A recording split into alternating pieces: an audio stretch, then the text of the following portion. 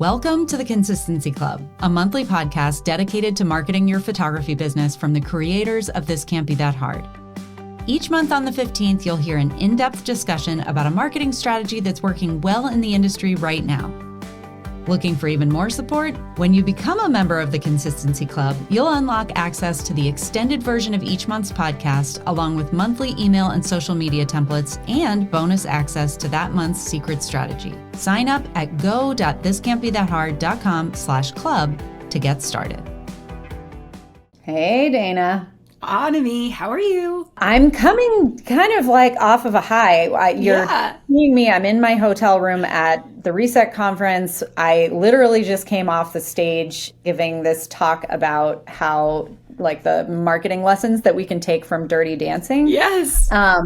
The movie, and we got to watch all these movie clips, and it was super fun. I really like this talk. I hope I get a chance to give it again. And it seemed to hit really well. And then I was like, oh, gotta go record Consistency Club. So I am definitely in like a marketing frame of mind right now, which is lovely. Perfect. It's exactly the right place to be. Yeah. Well, we are here to take all of that energy, bring it in.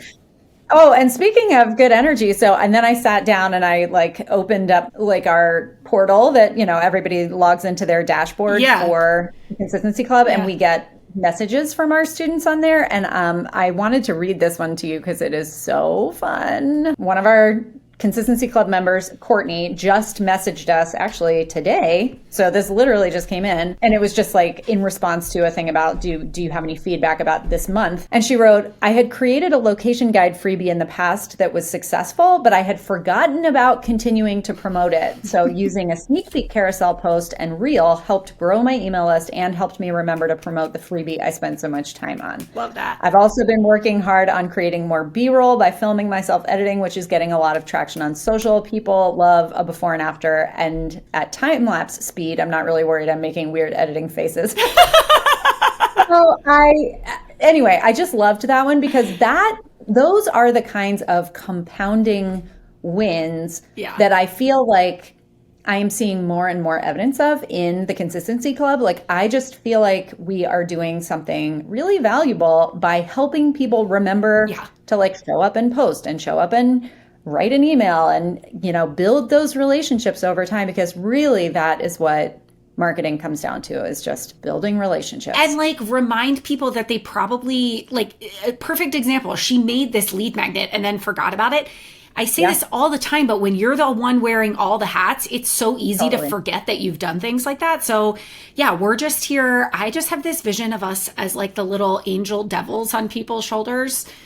You guys can decide who is the angel and who is the devil. I think you're just saying that because you're wearing an angel costume right now, and I'm wearing my all black outfit. Yeah, I mean, look, maybe the universe is just sending us a sign on me, and we can't say no.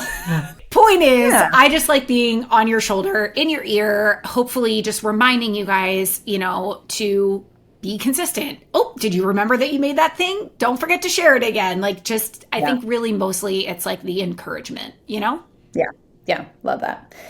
Good. So let's dive into our May strategy. Talk to me about June strategy.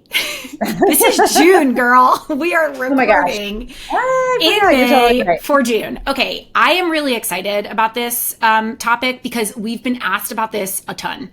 And the question is, how do you get referrals, good referrals, in a way that works? I think a lot of people feel like getting a referral is just a magic little stork flies over your house and magically drops off a referral.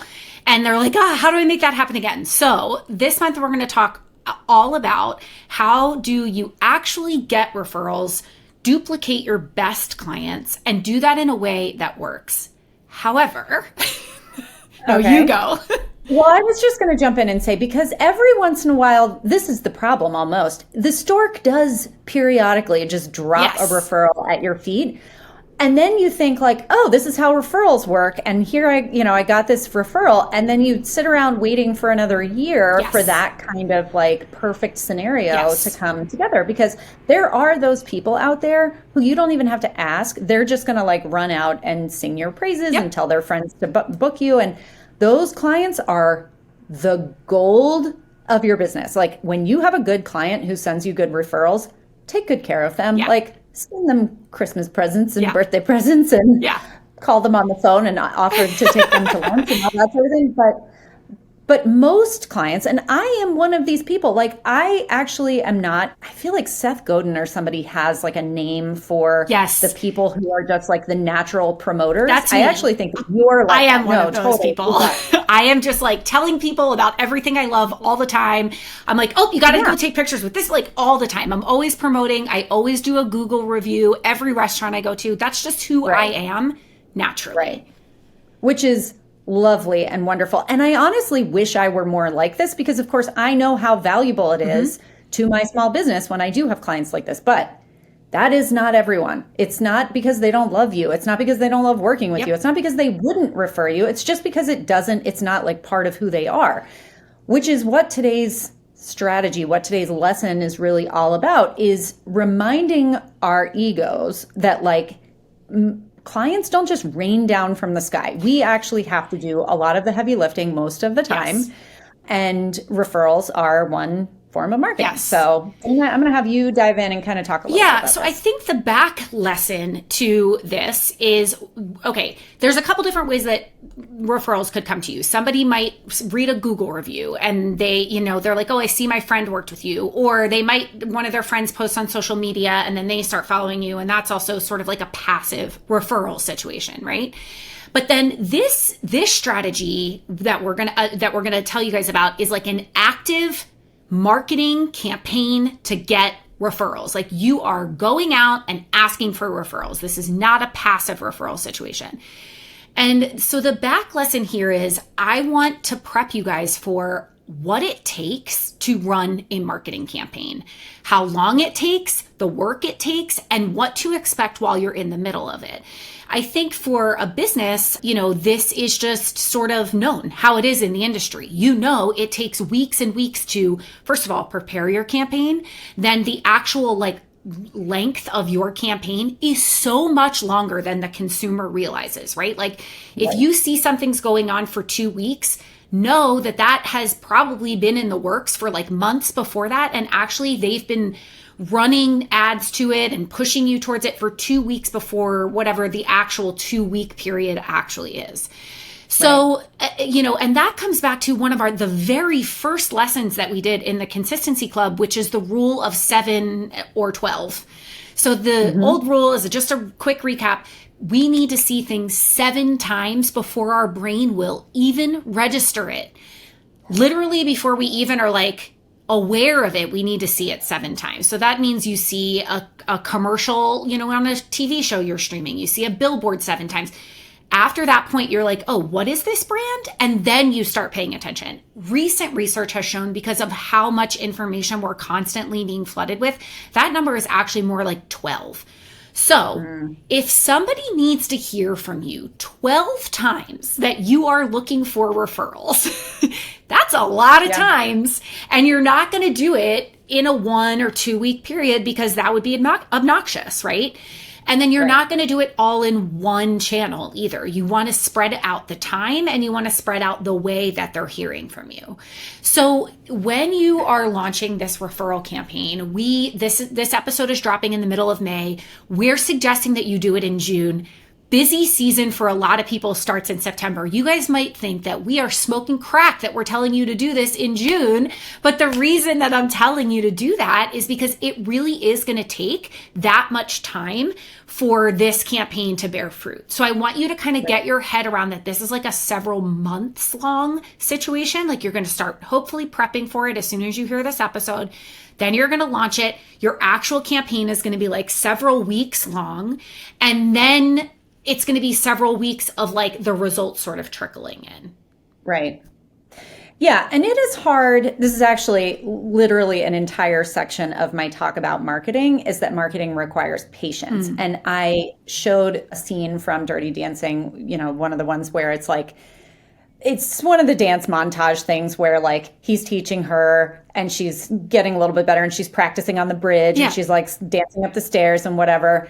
And he, at the end of the scene that I showed, the clip, they're dancing and he like hurts his back and gets frustrated. And he's like, what are you trying to do to me?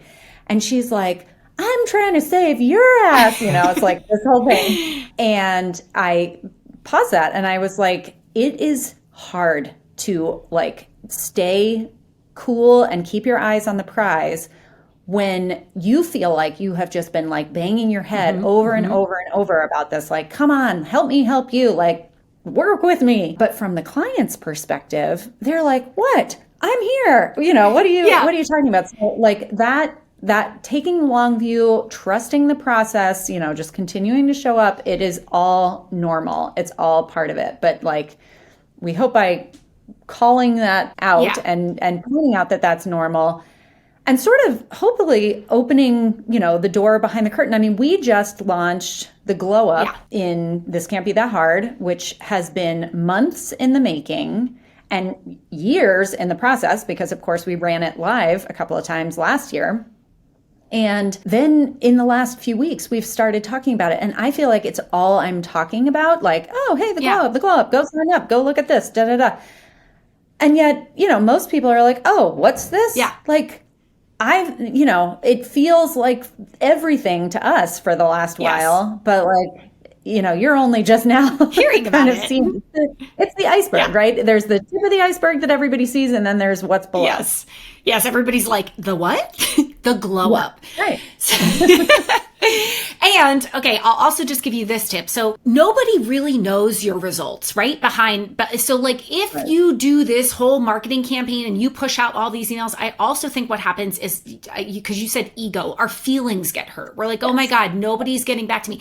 But here's the thing. Nobody knows that nobody's getting back to you. So it's okay. Just commit to running this campaign and asking for referrals, and just commit to it all the way through. And even if you get 0 referrals this time, then when you do this next time, people will have all your good clients, these people that you're going to have marketed this to, are going to have thought about it all year long. And when this happens next year, then maybe they're like, whoop, all of a sudden there's like, so like sometimes it really is such a long game. But just remember, nobody knows what's happening behind closed doors. B, remember, it really does take a long time. And I'll give you the example from the Glow Up. C is it almost always happens at the end. It's usually those last few emails, the time, the urgency, 24 hours, 48 hours left. All of a sudden, everybody's, popping in to like grab it very last minute. So don't give up on yourself and just have confidence to see this marketing campaign all the way through. One of the things that I love about writing an email sequence all at once before I've sent the first email, as opposed to like writing them as they go out, is that if I haven't even sent a single email, then I don't know how the email sequence is going. Now, I can always go in and modify a sequence if like something's really not working or whatever. But by sitting down and writing it all when I'm in that like optimistic, like this is going to work headspace, I feel like the tone of the email is correct. But it's also then I can just schedule those emails and like put my blinders on and be like, la, la, la, la, la, my ego's not involved.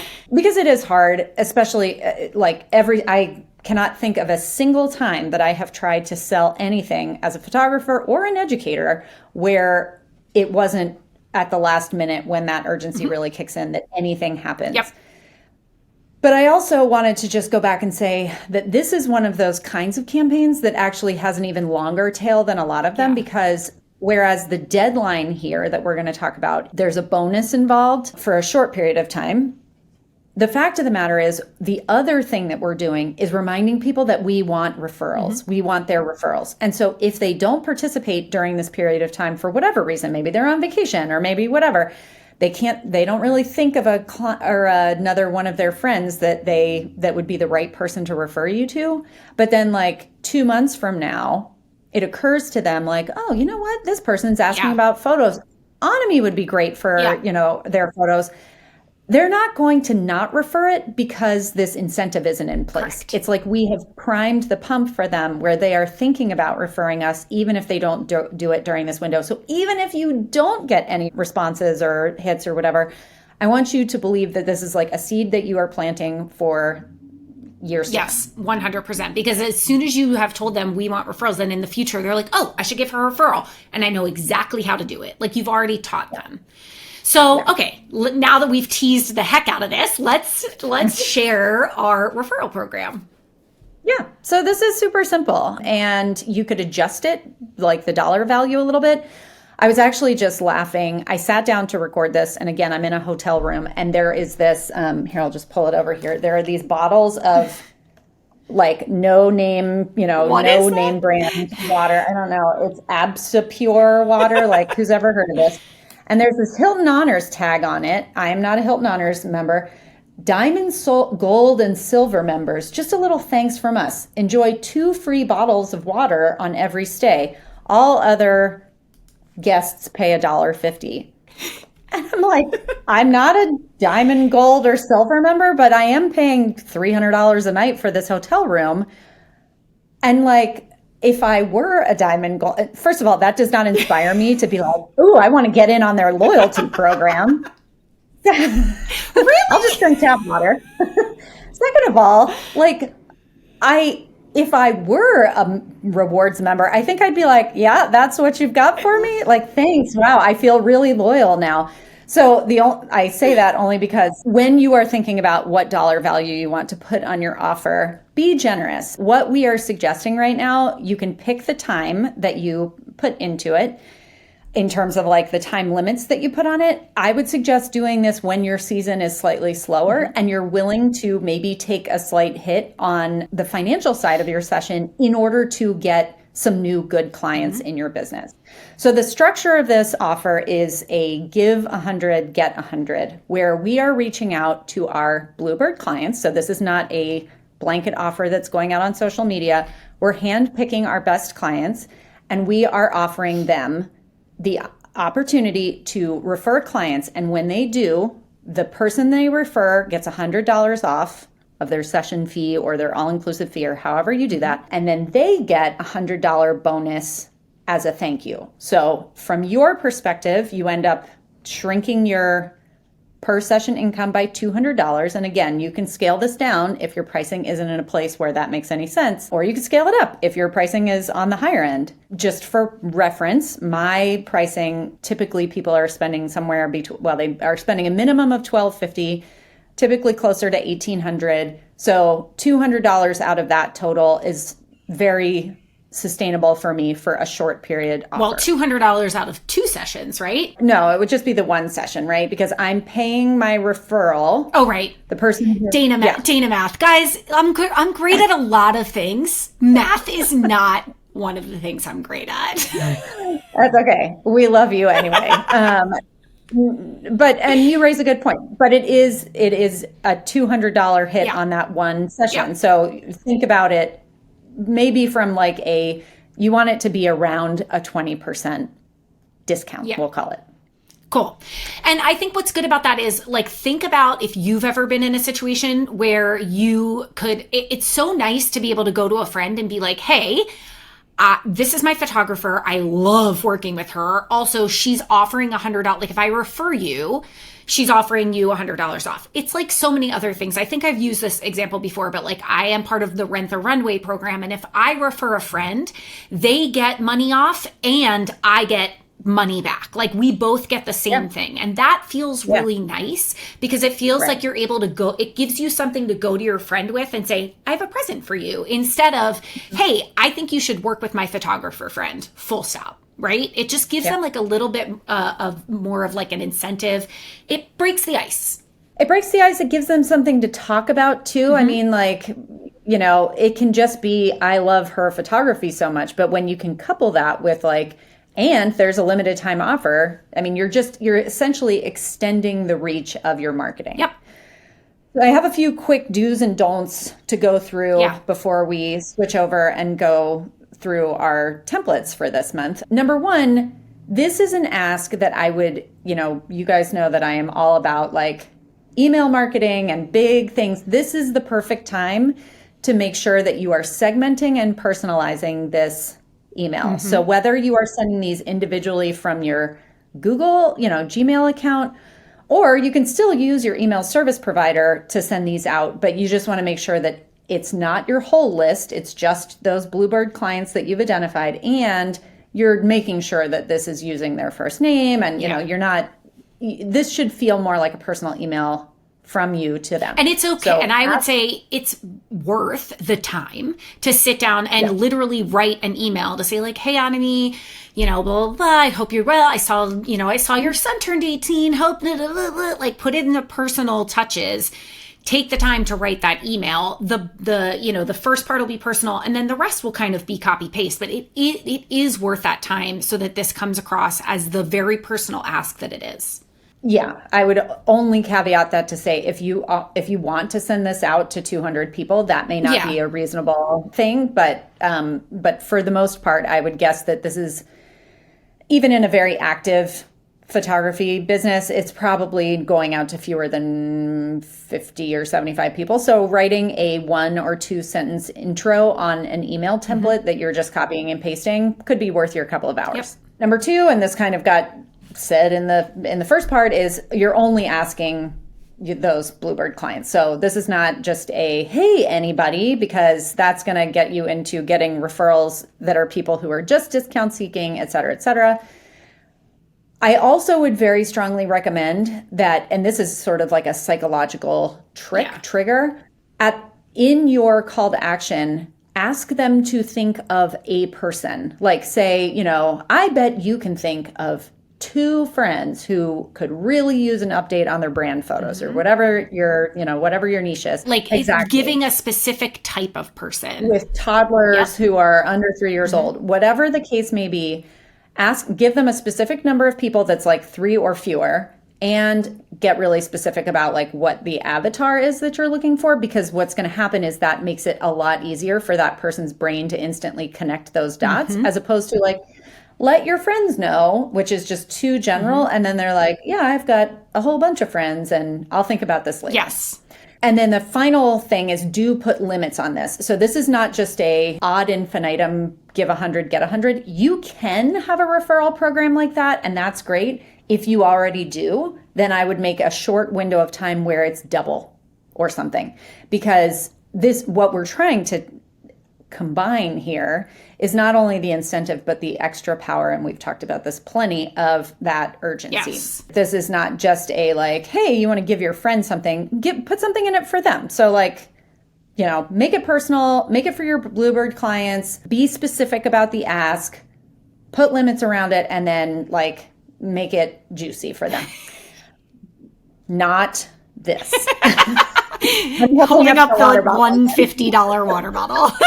Okay, so then on the don't side of things, it's kind of obvious if we're going to make this like a personal thing, we don't want to make this just some sort of like blanket blast email. We don't want to put it on social media.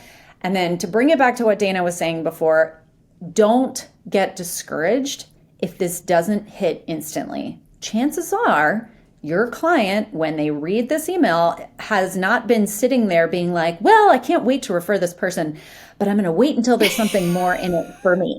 Like, they're going to have to get this email. They're probably not going to respond at all to the first one. Yeah.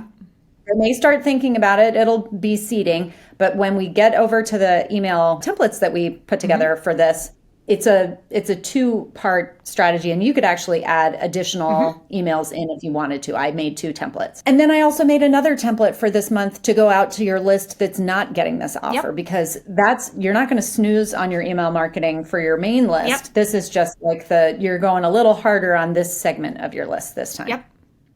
Love that. Okay, so I feel like, you guys, that's the gist of the marketing campaign. We're going to hop over into the members only part to talk about the templates. We're going to specifically talk about how you market this in your email. Like Annemie kind of like hinted towards that. We're going to go through those templates. We're going to talk about what we're doing on social media this month. If you would like to join us inside the members only area, you can go to go.thiscan'tbethathard.com/club to join us. And so if you are not doing that, we will see you next month. And for our members, we will see you guys in just a second. That's it for this month's marketing lesson, but there's more waiting when you become a member. Visit go.thiscan'tbethathard.com/club to join the Consistency Club and get instant access to the rest of this episode, your Mad Lib style email and social media templates, our library of bonus trainings, and this month's secret strategy. Again, that's go.thiscan'tbethathard.com/club. We can't wait to have you.